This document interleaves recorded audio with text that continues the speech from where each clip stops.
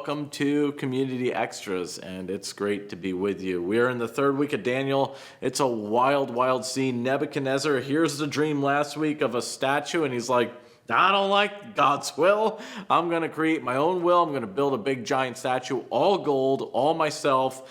My will be done. It's going to go on forever. And Daniel and his buddies, Daniel's actually kind of absent this week. It's just the focus is on the courage of his friends. They're not going to bow down to it. And as a result, they're going to be commanded to go into the fiery furnace. And we see a great deal about their courage. And we see a great truth that James tells us we can rejoice in trial. And just want to share three things from the sermon that we can rejoice in the trials. We can rejoice in the furnaces that come our way.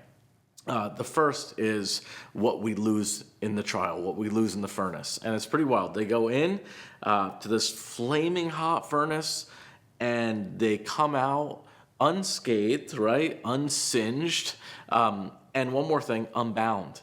And it's wild. The only thing that burns up in the furnace are the things that bind them. And a lot of us have the story of it's in the trial where our prayerlessness burned off, or our apathy burned off, or our fear of man burned off. And one of the ways that God uses trial, Proverbs says that the furnace is for gold. The Lord tests the heart, meaning to make something pure gold, you have to burn off the dross.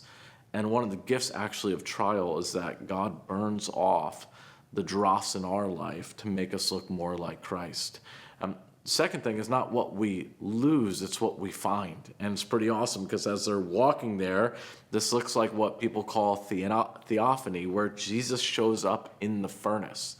And how many of us, it's in the trial where Jesus was the most near.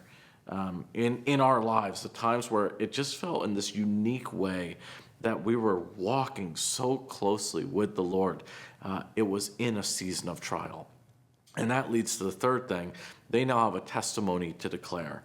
And all of us, we want the great story, we want the victorious story. And yet, it seems far more powerful are the people who are willing to be honest about the trials and the furnaces they went in, what got burned off, how Jesus was near, and how they can minister as a result now that they're on the other side. And maybe this week, take a little time to talk about some of the trials you've been through, how God used them to burn some stuff off that shouldn't have been there, how Jesus was closer to you. And don't waste your trials. Share the story. Share God's faithfulness in it. So hope you guys have a great discussion.